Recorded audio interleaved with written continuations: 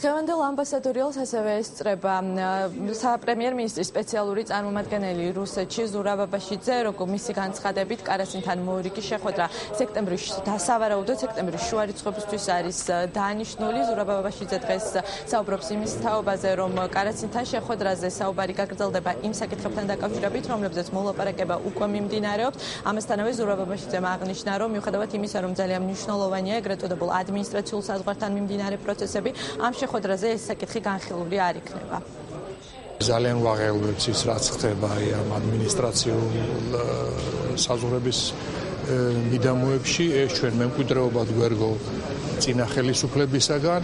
წინა პერიოდის შედეგია 2008 წლის ომისა და ჩვენ ვფიქრობთ, რომ ამასაც ეტაპობრივად ნელ-ნელა მივხედავთ, თუმცა კიდევ ერთხელ ხაზგასმით მინდა აღვნიშნო, ისევე როგორც ადრეც ყოველთვის ვაკეთებთ, რომ ეს იქნება რთული, ნელი, ხანგრძლივი პროცესი.